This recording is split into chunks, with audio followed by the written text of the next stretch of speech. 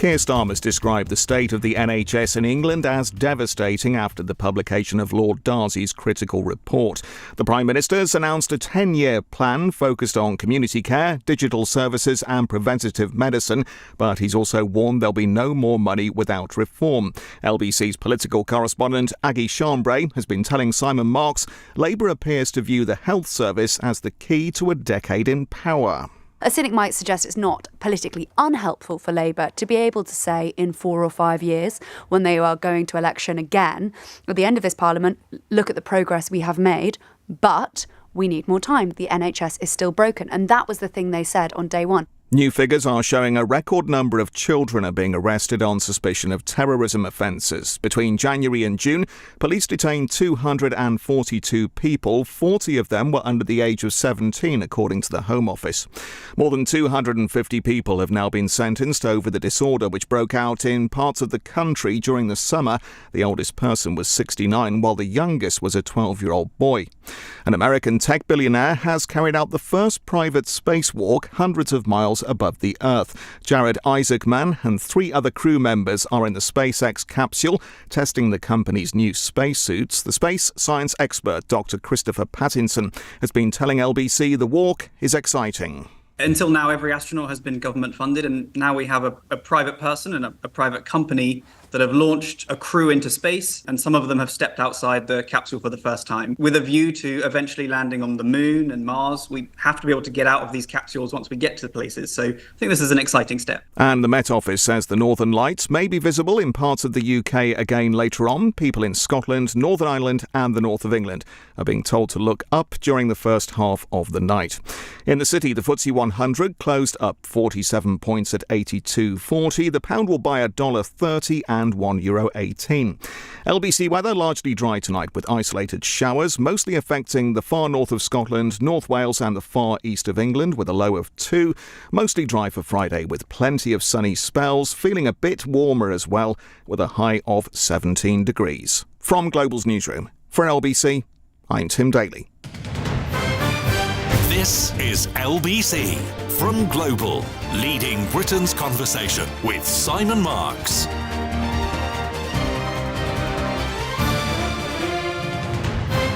And I am sitting in again tonight for one final night for Ian Dale, a reminder that he will be back in this chair on Monday.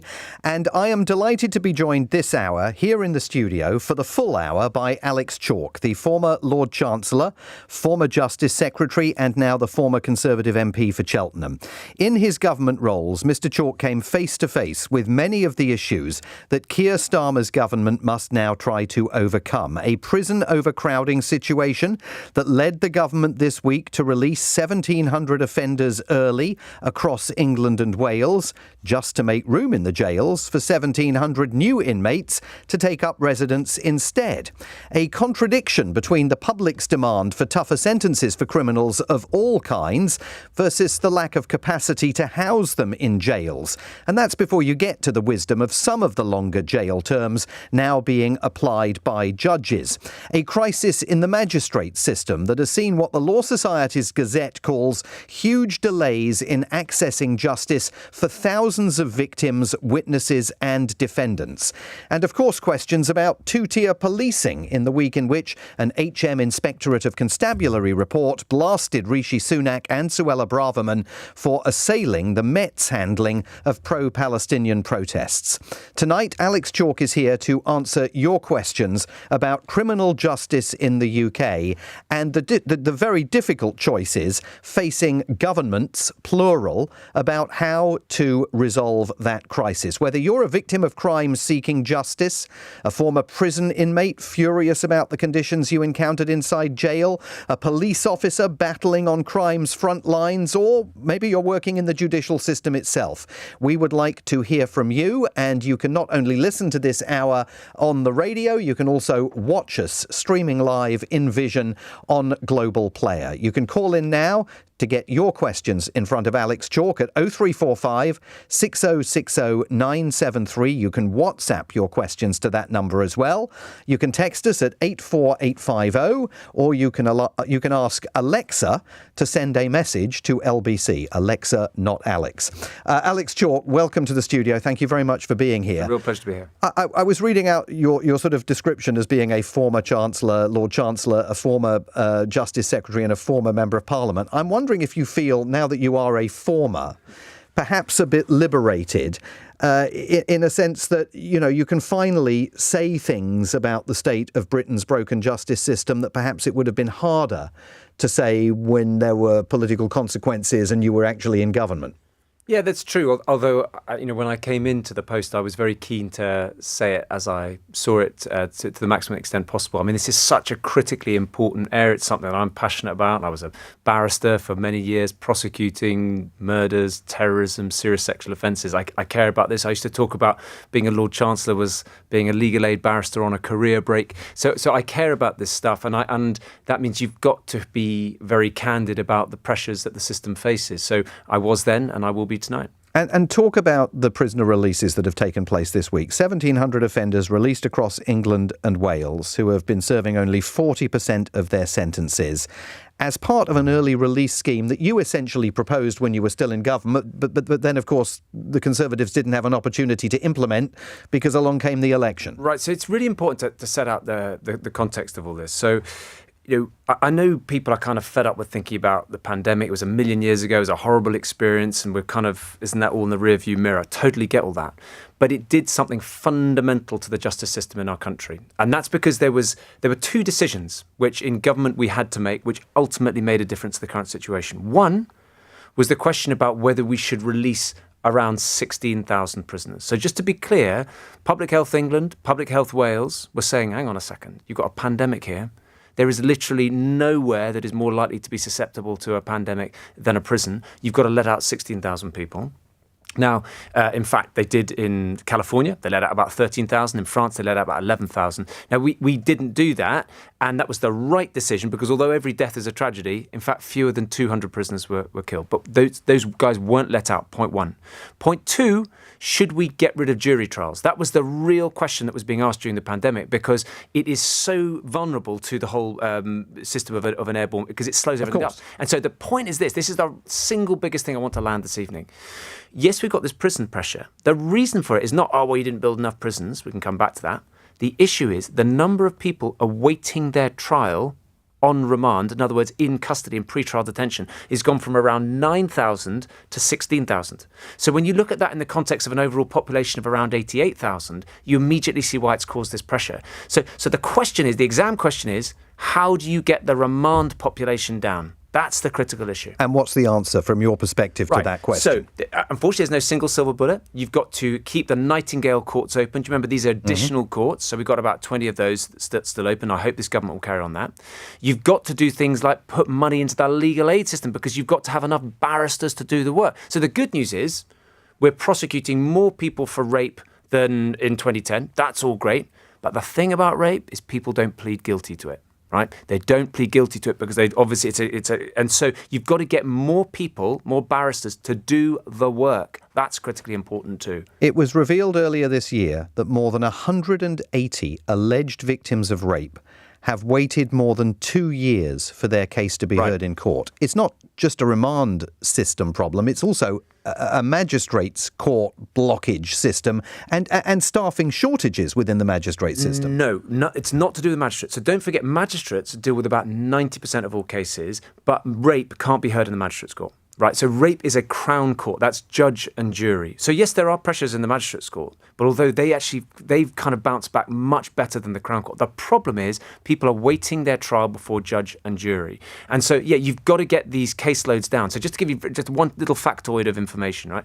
In 2019, before the pandemic hit, the total number of cases in the Crown Court caseload was 39,000. Just pause to note, in 2010, it was 48,000. So it had actually been brought right down. But now it's about 65, 66, 67,000.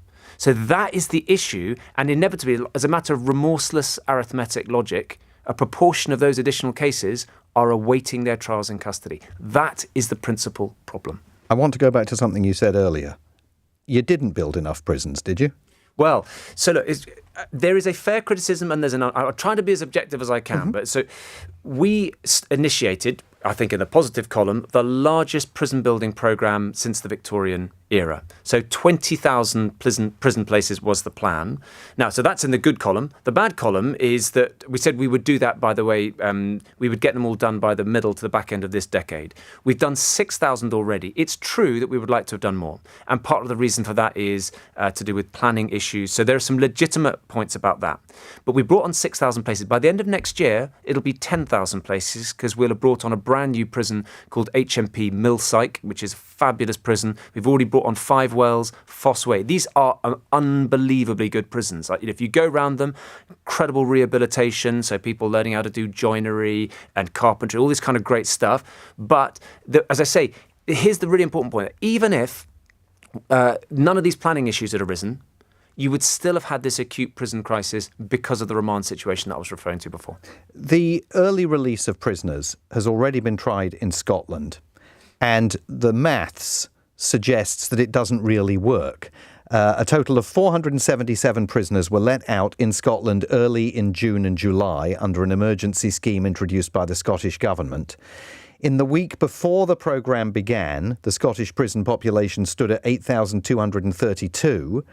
By this week, it had reached 8,241. So you were already in Scotland back up to capacity. You've got recidivism rates running at between 25 and 30%, depending on the month that you're surveying and the survey that's being taken. This is a short-term fix that doesn't really work. Spot on. Right. So you're absolutely right that it doesn't solve everything. Why? Because a load of these guys who go out, they commit a further offence, so then they're back inside, or indeed they fail to abide by the terms of their licence, so they're breached and they're brought back into custody. So that is true. You'll still get, by the way, a net increase, because not all of them are going to come back, but some will. So that's why it's a short-term measure. But you're absolutely on the money. So as a country, we have to have a debate, and this is part of it this evening, so thank you for inviting me on, about what we want to do with inevitably finite resources. So we've got about prison places for around about 89,000 people. That's just England and Wales, by the way. That's not Scotland and Northern Ireland. But just compare that for a second. Take that figure of 89,000. Germany, which has a population which is much bigger than England and Wales, it's 80-some-odd thousand. We're about, 50,000 in England and Wales, right? A bit more. They have a total prison population of around about 55,000, even though their overall population is much, much higher than ours. And it's similar in France. I work very closely with my French counterpart, Eric Dupond-Moretti, and also the Italians. So we in Europe do have a very high prison population. So it costs £50,000 a year to look after these guys, bed and breakfast in custody. It costs £600,000 to build each new cell. So we got to ask ourselves the question, what do you want to use that population, that capacity for? My view is we should be locking up for longer those we're most scared of. So whole life orders for the Wayne Cousins of this world, the dreadful Sarah Everard case, fine. We should be having more whole life orders, but we cannot sensibly lock up everyone we're cross with. The reason being, critically, actually for those short sentences, sometimes they're more likely to offend if they've served that sentence in custody than if they had a community order with really rigorous requirements. Because they can go into prison and learn how to be better burglars, or... It is partly... Just imagine, I don't know how old you are, but right, so you're somebody who's had no previous convictions and you've done something completely idiotic. Sure. You got done... you were arrested and disqualified for having no insurance. And then, stupidly, you drove your car whilst uninsured. That is an idiotic thing to do. The magistrates will have warned you, don't do it, because if you do, you can go to prison. And you're there back before the court. You have no previous convictions. You've lived an unblemished life. Now, if the court sends you inside for that short custodial sentence, your job will be gone. Your reputation may be destroyed. You may lose your home. You may turn to substance abuse, goodness knows what. The question is, if you say, right, you're getting a custodial sentence, take your medicine, this is on your record, but we will suspend that sentence so long as you take an alcohol awareness course, if that might have had something to do with it, if you make sure you obey a curfew, a weekend curfew, we're going to ruin your weekend, so 20 hours every day you've got to be inside. You're going to have to do unpaid work in the community. You're going to have to pay a fine. And if, by the way, you breach a single one of those conditions, then you'll hear the clang of the prison gate. Now, what the data shows is for those short sentences, you, as that person, will be less likely to re-offend if you've served that sentence in the community. But if you go inside, because you reckon your life is over, you've got nothing to lose, you're more likely to re-offend. There will be lots of people listening to this who say, all sounds great, tremendous ideas. You had 14 years in power. Why didn't you embrace any of them? So I tell you, well, actually, I did try. So in something called the sentencing bill to do precisely this issue. In other words, to bang up for longer those people who kill in the course of serious sexual or sadistic conduct. As far as I'm concerned, give them a whole life order. Those are people we're scared of. But I did say, to balance that, you've got to have a presumption against the kind of short sentences, the ones which are average of 4 months, because then that buys you the capacity. Because we've got to be adult about it. You can't squeeze a quart into a pint pot. There's only so much capacity, and you've got to use it in a sensible way. But the final point I want to make is this. We have to have an honest and grown-up conversation as a nation about what we want to do with crime and punishment. Is it right that somebody who, for example, is in I prosecuted some guy who came in through Heathrow. He was a cleaner at Heathrow, and he'd no previous convictions. 45 years old, family man, but he did an idiotic and wicked thing. He brought in a kilo of heroin in through a bag. It was secreted in the lining. I prosecuted him. He got 12 years for that. Now, there will be people on this call, or some of your listeners will go, damn right. In fact, it should have got longer. It should have got 20 years because drugs are the origin of people handling stolen goods, of burglary, of appalling crime.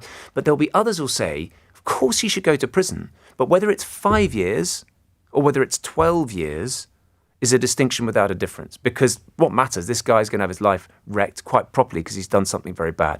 The concern is because our sentences are so much longer in England and Wales than in France, than in Germany, than in Spain and Italy and Portugal and so on, that we are paying for that as taxpayers. And there'll be some of your listeners who say, well, actually, I want some of that money. Remember, 50,000 quid a year. I want that spent on my hospital, or I want it spent on rehabilitation.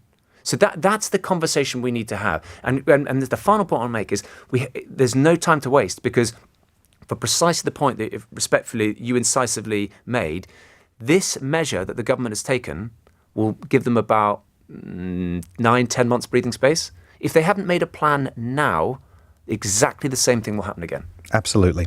Alex Chalk is here and ready to have an honest and grown-up conversation with all of you about the future of Britain's broken criminal justice system. You can call him at 0345 6060 973. You can WhatsApp your questions to that number as well. You can text us at 84850 or ask Alexa to send a message to LBC. The time is 18 minutes past 8. This is LBC.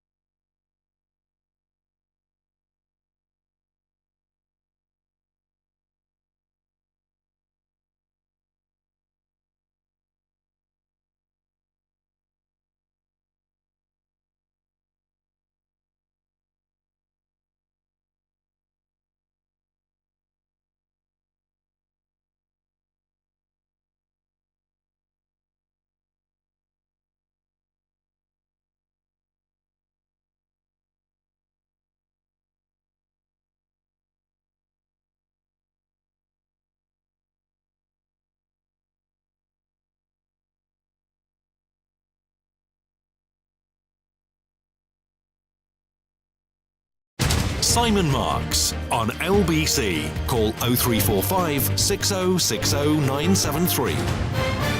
Bit of breaking news from the United States. Donald Trump, over his Truth social media platform, has announced that he is not going to engage in another debate with Kamala Harris. When a prize fighter loses a fight, he writes, the first words out of his mouth are, "I want a rematch." Polls clearly show that I won the debate against comrade Kamala Harris, the Democrats' radical left candidate, on Tuesday night, and she immediately called for a second debate.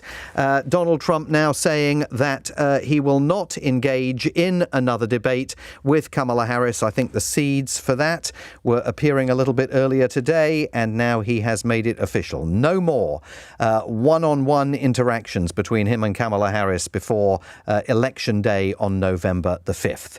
Tonight, in this hour of the programme, I'm talking to the former Justice Secretary and the former Lord Chancellor, Alex Chalk, and we're talking about Britain's broken criminal justice system. Alex, we're getting lots of questions and calls for you. Fiona has texted in and has asked why you think the Prisons Minister, Lord Timpson, has been so quiet so far, and what do you think he should be doing? What a brilliant question. He has been quiet. He certainly has been quiet. I've noticed that myself. Look, I actually spoke to him. He called me the other day, which I thought was good. And I said to him... You're going to tell us what he said? Well, I would not be so indiscreet, even on this brilliant radio show. Just between us. Yeah. So I said to him, look, this is not going to buy you any time. The early release. It's not. And... you've got to have a plan for how you're going to deal with this. So it's effectively what I've just told your listeners. And I said, you've got to deal with the plumbing of the criminal justice system. I said, lock up those you're most cross with. I've made it precisely those points. But I said this, you've got to deal with the remand situation and make sure, here's the really important point, you don't let Keir cut the budget of the MOJ. So here's one little factoid that just is worth remembering. The entire annual budget of the Ministry of Justice, about £14 billion. So that's prisons, probation, the courts, legal aid, all this stuff. The entire annual budget is spent by the Department for Work and Pensions in 2 weeks.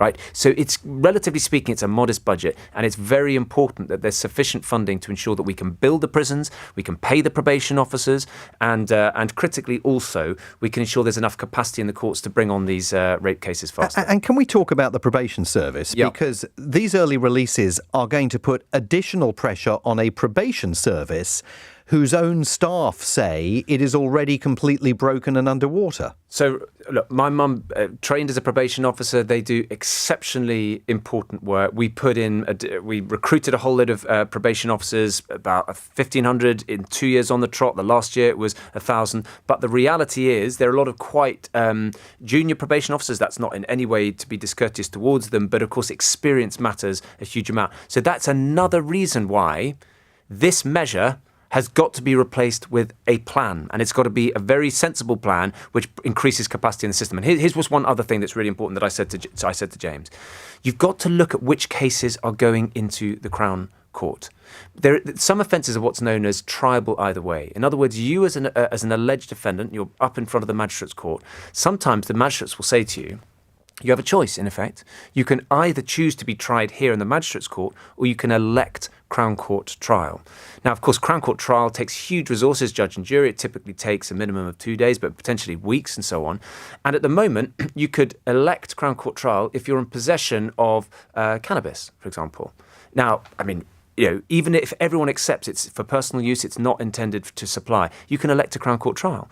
Equally, you could, if for theft of a Mars bar, you can elect Crown Court trial. Now, these are the things which are slowing up the Crown Court, and that means that you've got this huge remand population problem. Do you see the issue? I do, and I want to get to calls as soon as possible, but I have another question for you myself about Lord Timpson. Right. This country has a great tradition of prison reformers stretching back through history. Is it your sense that he wants to be one of them?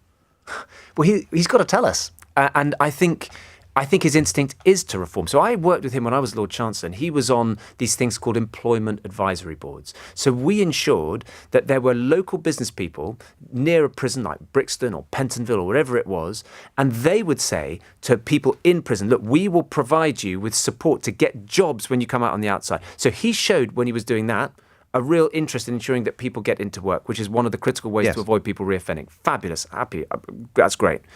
But the point is now to govern is to choose. And sometimes these choices are very difficult choices. I think this government is saying. It says it doesn't want to be performative in its politics. Great. We all love hearing all this stuff. But the question is, what are you going to do now? And the question I think that a lot of people are waiting to hear the answer to is, how are you going to ensure that this issue doesn't come around again? OK, let's go to the phone. Steve has called in from Chelmsford in Essex. Steve, thanks for being patient. What would you like to ask Alex Chalk? Hi to you both. Alex, I'd like to ask you, do you think it was a complete dereliction of duty under the stewardship of David Cameron and his government going back to 2010 to make such swathing cuts to the police service, particularly the Metropolitan Police, when he elected to cut their budget by over 30%, which was over £1 billion? As well as affecting the prison service and also the court service as well. And are the chickens now coming home to roost as shoplifters just shoplift at will?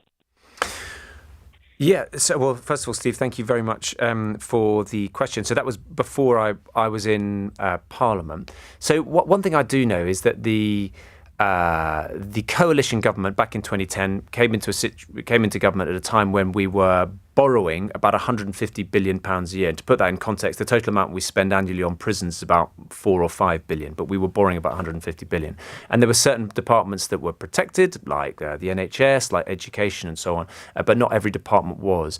And so, look, you're right in the sense that there were very tough decisions. The situation at present, and this is the really interesting point, Steve, if I may say so, is that the total number of police officers in Britain is at or around the highest there has ever been. That, in turn, quite properly means they're out there, feeling collars, arresting people, doing exactly what we want them to be doing.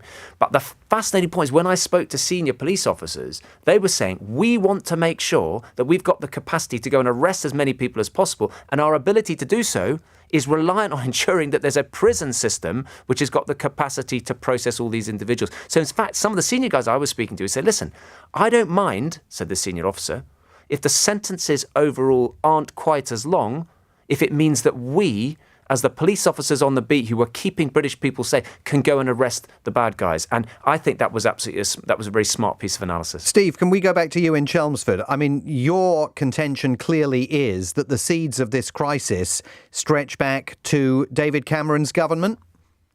Yeah, I do. And with regard to policing numbers, I think particularly in the Met, I think they're about up to what they were before they cut about 20,000 officers. But the problem you've got now is that you're on a par. However, you're probably looking at about another 1.5 million people now living in the London area as a result of net migration. And that's probably about 7 million in the country since 2010. So if you factor that in as well, then the police numbers can't cope with the population, like the population density. So you've got a problem there. And Steve, another listener has texted in to say, I can't believe what I'm listening to. A representative of the previous government which created the problems within the justice system explaining how the new government should fix the justice system. Well, look, I personally think we should take as much politics out of this as possible, because the truth is that the pressures that are on the system... But you think that because the politics don't veer in your favour, right? Well, no, I don't think so. Because, I tried to be, when I was in post, to try and strip the politics out as much as possible. As I said, there were pressures. There's no question there were pressures on the system. I was very frank about that. I went round a prison in Wandsworth and I was chatting to some prisoner. He hadn't been convicted. He was on remand and he was locked up for 23 hours a day. That was completely wrong. And I was very clear about that, and we tried to address it. But my central point is this. You've got to ensure that the resources are there, but you've got to ensure that you're directing those at the critical issue. So yes, build more prison places. Absolutely right. And we did build more prisons. But the fact is, you will never be able to do that on it. You won't be able to build yourself out of this pressure alone. You've got to look at other things. The remand population is critical. Richard in Hampstead has texted in to say releasing criminals early is bonkers. However, all foreign criminals should be deported to their own countries, freeing up thousands of prison places. We've got lots of listeners who have raised this issue about why you wouldn't simply deport foreign nationals from prisons and send them back potentially to their own countries to serve their sentences, or not. But it would free up places. Is that correct? Great point. They're absolutely right. So the situation is we have around 10,500 foreign national offenders in prison.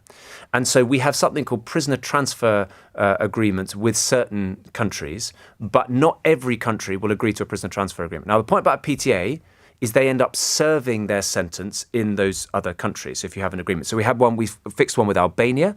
Albania is important because Albania is the country with the highest number of foreign national offenders in our prisons. So they had about 1,400 Albanians in our prisons.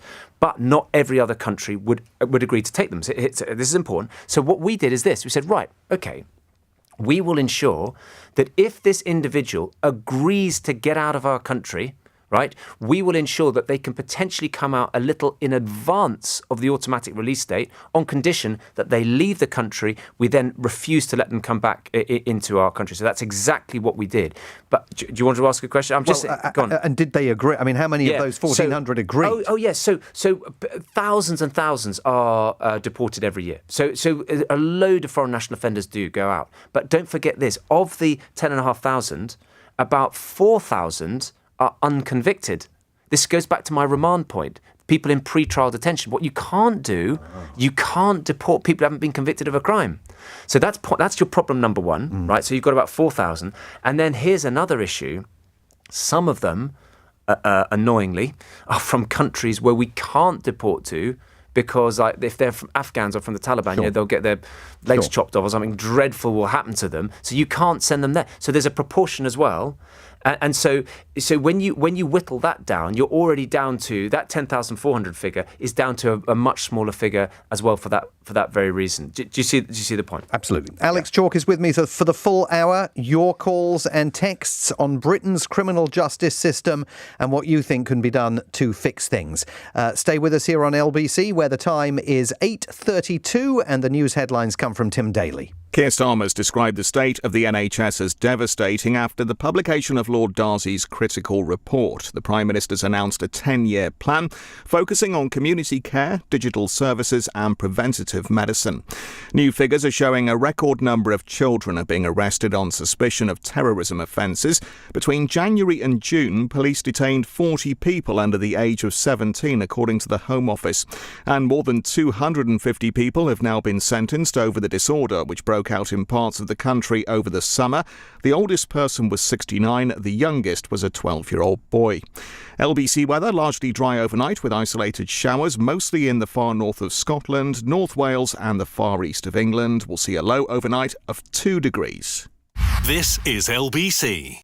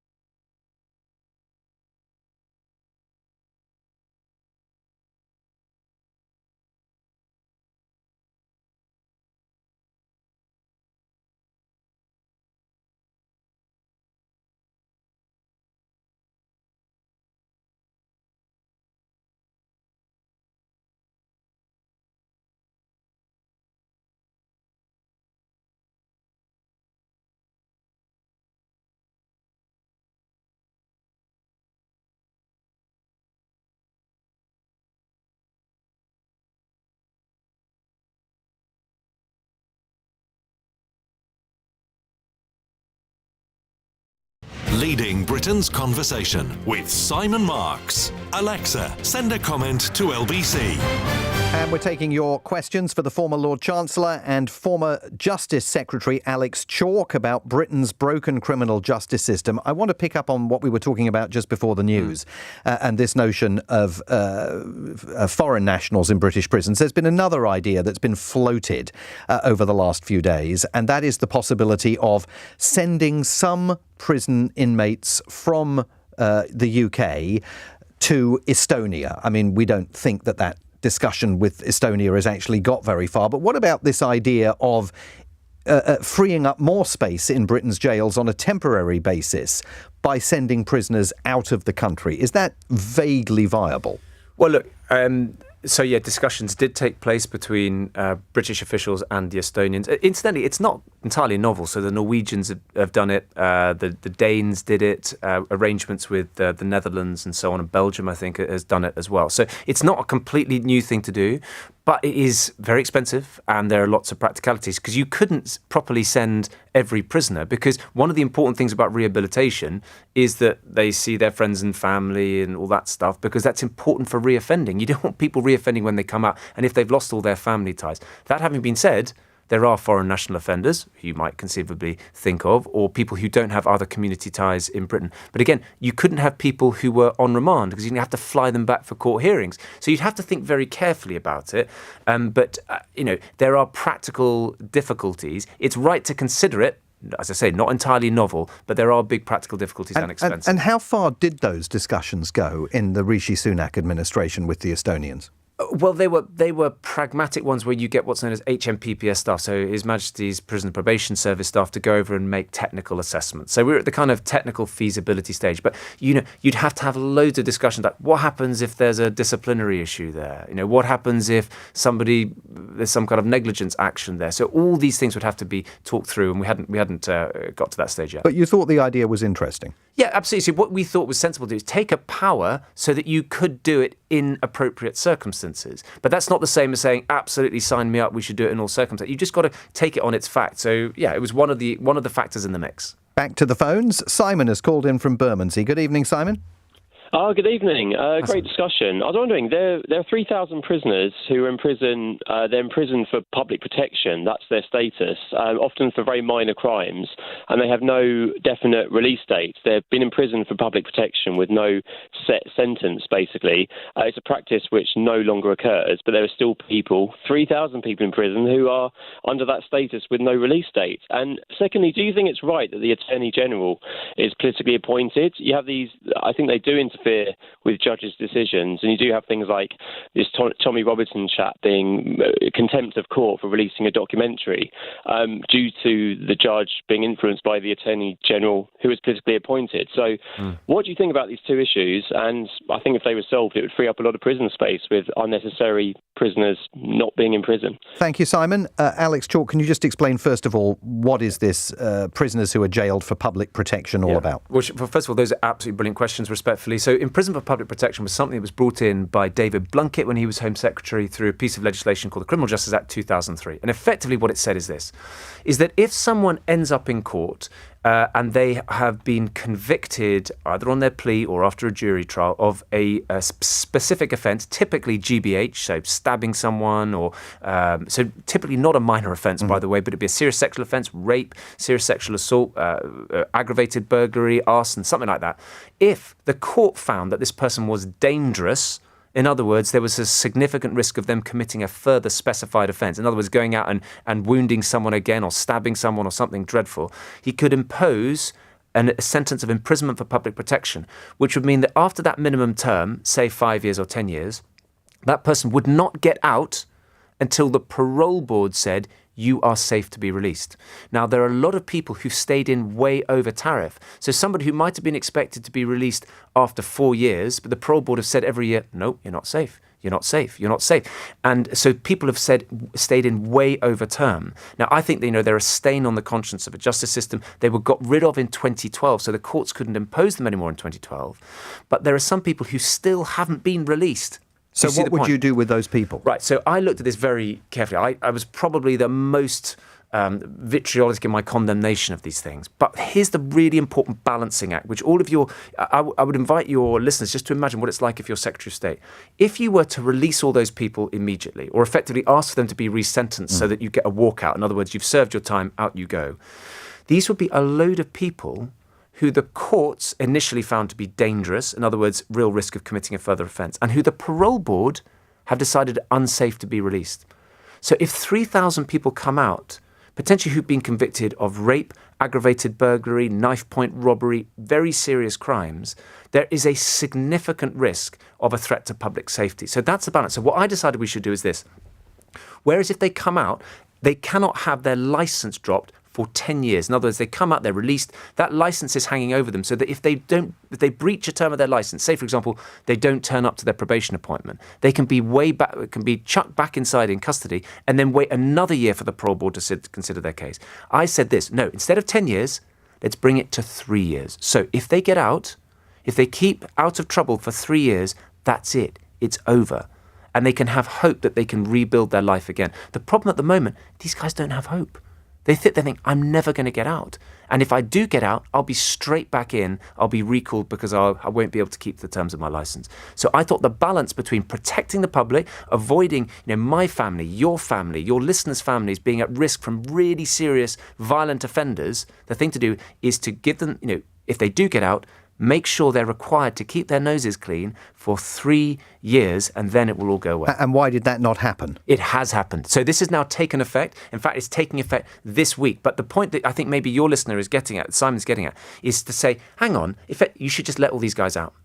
Now, I think that would be the wrong balance, because to let out 3,000 people who the court judged was dangerous, who was convicted of a very serious offence initially, and who a court found as a matter of fact there was a significant chance of them committing a further offence, and the parole board has said they're dangerous, I think you've got to be very careful before doing a mass release of 3,000 or so people who are the most dangerous offenders. And I'm not suggesting this is easy. I do agree that IPPs are a horrible, horrible creation. And David Blunkett himself has admitted that very bravely and to his great credit. But still, notwithstanding that, any Secretary of State has got to be mindful about the risk to the public. And the other question that Simon asked was about the Attorney General being politically appointed. It's a great question. So, as I'm sure your listeners know this, but the Attorney General is the government's chief law officer. So he or she will advise the government of, is it lawful to go to war? Is it lawful to enter into this treaty with a foreign country? So it's an incredibly important position. Now, what this government has done, and you'll understand I don't agree with a lot of what this government is doing, but I think a sensible decision was to appoint a barrister from outside politics, a very distinguished practitioner, to come in to be Attorney General. Because, of course, what Keir could have done is he could have appointed a legally trained Member of Parliament. Now, I happen to think, and I've been a law officer, I've been the Solicitor General, who's the Deputy to the Attorney General. I actually think it's healthier for our system to appoint somebody who's outside politics to come in to give that key legal advice. So I think on that, I don't agree with what he's doing in respect of caving into the unions, all that stuff. But I do think on this he made the right decision in appointing Richard Hermer. Simon in Bermondsey, thanks for your call. Matthew in Andover has a question for Alex Chalk. Matthew, good evening to you. Good evening to you. Thank you for having me on. What's your question, Matthew? It's good to have you on. Yeah, just who is being released back into society, and what is the risk of reoffending? Great. So there are parameters under the government scheme so that no so-called serious violent offenders, that means somebody who's been sentenced to over 4 years, can be affected by the scheme. Second, no one convicted of a sex offence, any sex offence, rape, sexual assault, anything like that. No terrorist offenders, and no one convicted of specific domestic assault offences like coercive and controlling behaviour, stalking, non-fatal strangulation. So that's those are the exemptions. The most serious guys can't come out. That's broadly how it's working. The issue of these early releases, as with the issue of those public protection orders that you were talking about, are politically incredibly risky, are they not, for governments? Because it's only going to take one released criminal to commit a really, really serious violent crime, one murder, And that becomes a monumental political problem for any government. So you've absolutely got there. You hit the nail on the head. And because politics works in pendulums, I found it extraordinary to see on this IPP issue. When they came in, and by the way, I was a prosecutor, I was prosecuting some of these cases, the whole refrain was, lock these guys up for longer, throw away the key. Now people are saying, let them all out. Now, of course, the truth is somewhere in between. These are potentially dangerous people. You have got to keep them locked up for public protection. And here is how pendulums swing. If we had a situation where one of those IPP guys, out of the 3,000 you release, then does go on to murder someone, everyone say, who was the idiot who made that decision? And so my central point I want to make is that they've got this small short-term thing of the early release. They've got to build a system, and they've got to make long-term decisions so this doesn't have to come round and round again, because it creates political jeopardy, but it also risks the pendulum swinging around all over the place. And what is your response to the Victims Commissioner Vera Baird, who has warned that domestic abusers may have been released as part of these early releases because their sentences were sufficiently short and they qualified? To be clear, Vera Baird, she's not the current Victims Commissioner, she's a former Victims Commissioner. But, so she's right, and that's a point that I made, because one of the things that was frustrating is that if you read the press, your viewers reading the press, you say, well, hang on, I'm sure I read that there was an exemption for domestic abuse. No. There was an exemption for certain domestic abuse offences. But because if you're charged with assault occasioning actual bodily harm, or common assault, or causing grievous bodily harm against your partner, and, she's cracked her jaw, he has cracked her jaw, it doesn't say you're convicted of domestic abuse. It just simply says you're convicted of assault occasioning actual bodily harm. So those guys could potentially come out. So Vera Baird was right about that. And my frustration is that point hadn't been made sufficiently clear. Effectively, they say, oh, no, because look over here at all these domestic abuse offences. But that's to ignore the fact there's a whole load of domestic abusers who aren't convicted of domestic abuse specific offences. Alex Chalk is with me for the rest of this hour, taking your questions about Britain's criminal justice system at 0345 6060 973. You can text us at 84850. The time is now 14 minutes to 9. LBC This Morning on Nick Ferrari at Breakfast. It is akin to a national religion, isn't it, the NHS? So this shock report resonates for all of us. Identifying problems is easy. Identifying solutions takes a little bit more skill. I've worked in the NHS for 25 years. The NHS needs to become customer service focused. I think if we had an opt-in, opt-out service, if you opt in, you pay your taxes, then it goes towards the NHS, everything swimmingly.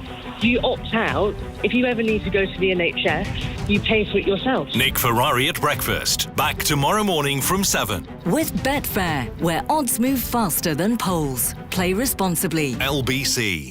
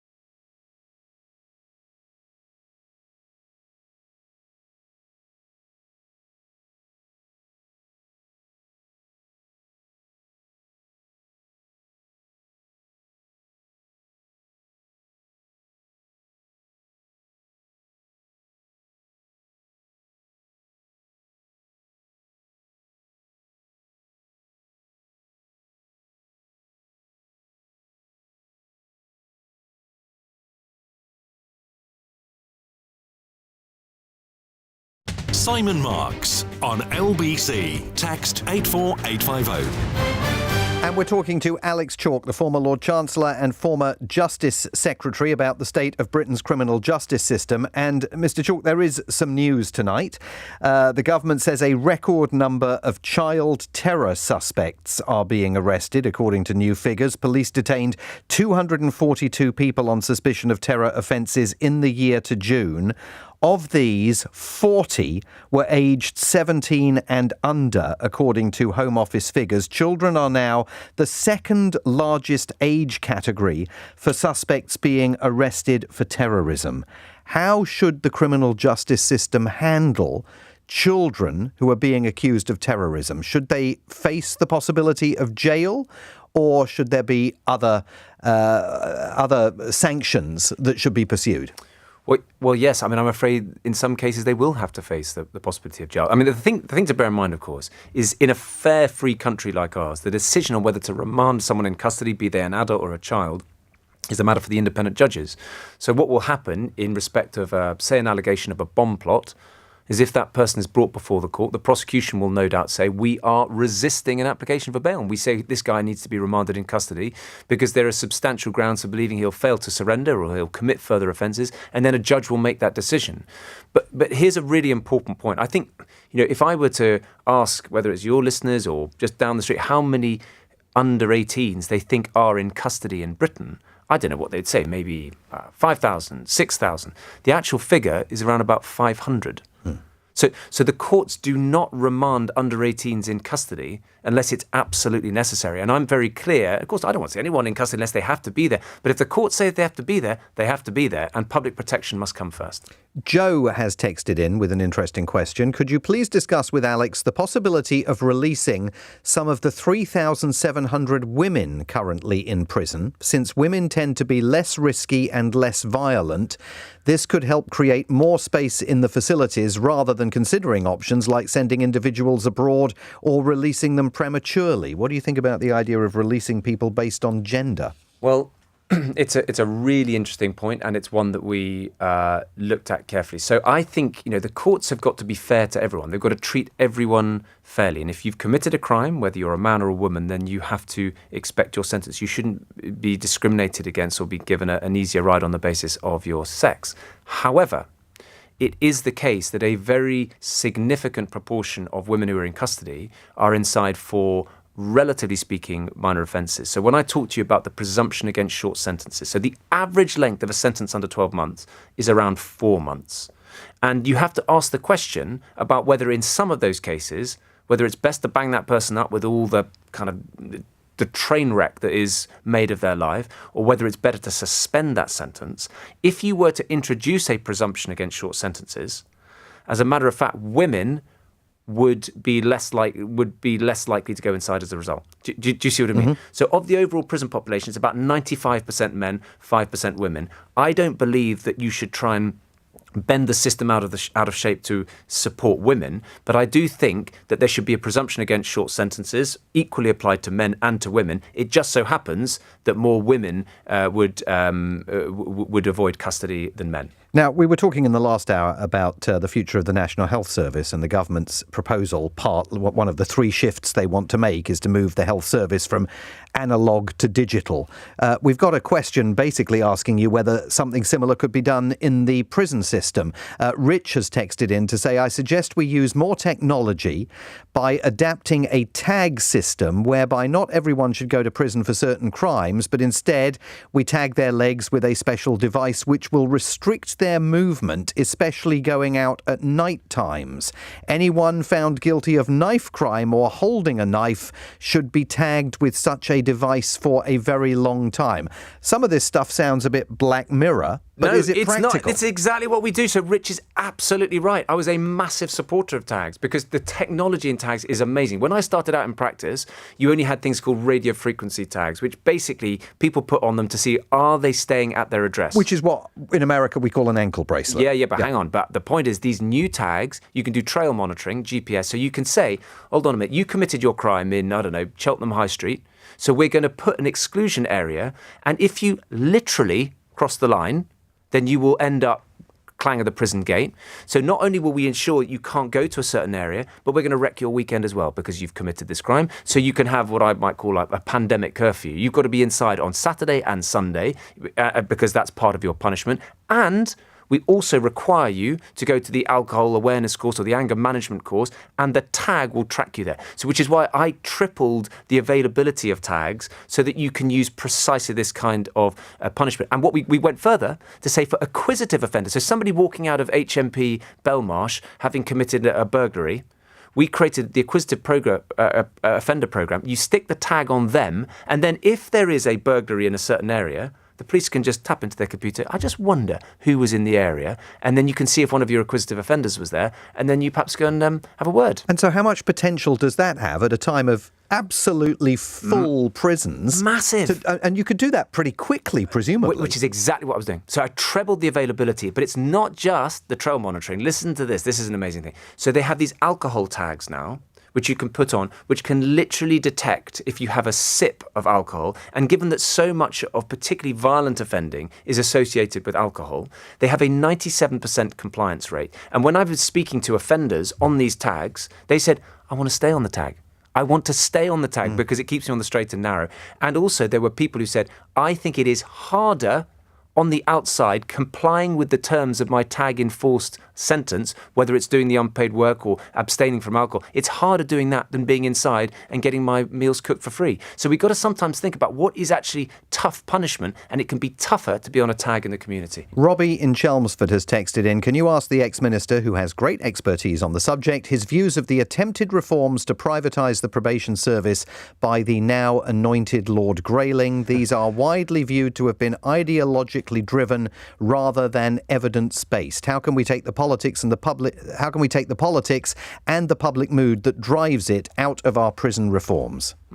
Well, look, you have a very well-informed audience. They know about a lot of stuff. The questions in these hours that we do are just always amazing. Fascinating to me. So Robbie's right. Broadly, it didn't work. I think everyone recognised it didn't work. I think the idea was quite sensible. Just for your listeners, for those who don't know about this, effectively you had the probation service, and then it was split up into the National Probation Service, which dealt with the most serious offenders, and then the less serious ones. We had these, what were they called, community something companies, I forget what they're called now. And the idea was that they would come up with all these innovative solutions. It didn't work, partly because there weren't enough cases that went through the system, and they went bust and had to have loads of additional slugs of money from central government. It didn't work. So we decided to bring the system back together. The fact is that the probation service does require support. I'm very clear about that. We wanted to recruit a load more, and it is under pressure. There's no doubt about that. But I also think it is on a better trajectory now, not least because we properly, I think, turned away from the reforms that Robbie's referring to. And Imran in Reading has texted in to ask, can you ask Alex on what he makes of the accusations of two-tier policing from the right-wing press and commentators when the actual conviction stats and prison population figures don't back up the two-tier argument as the right wing presents it? And he's asking this question in the week in which His Majesty's Inspectorate of Constabulary has criticised both the former Prime Minister Rishi Sunak and the former Home Secretary Suella Braverman for their claims that there was so-called two-tier policing around pro-Palestine demonstrations. The inspectors said this made the police's job significantly more difficult and also largely cleared police forces of showing any such bias as well.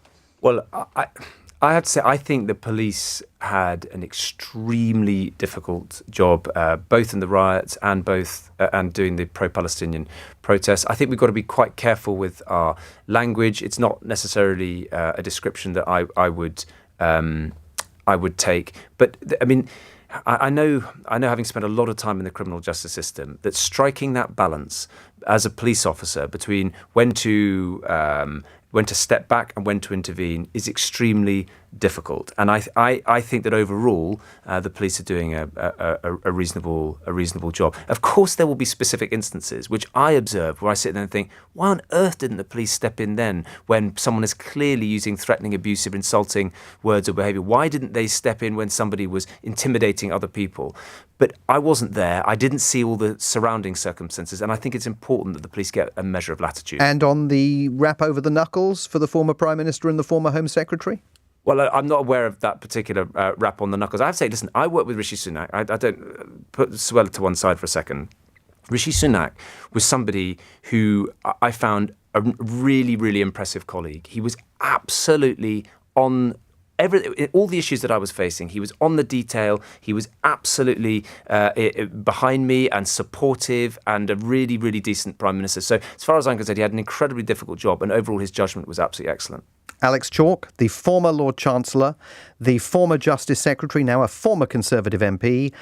He's also a barrister. I cannot thank you enough for being with us tonight and for taking so many questions and calls from our listeners. Wonderful to spend an hour with you. Thanks so much. Thanks very much. Into our final hour together we go this evening, and indeed my final hour for this particular run of shows. And we're going to talk about what happened today in the Supreme Court. There was a big win for the shop workers union Usdaw and a big loss for Tesco's. At issue whether a company can fire and rehire, get rid of some workers on a particular pay rate and bring them back immediately at a lower level of compensation. We will get into the specifics of the case and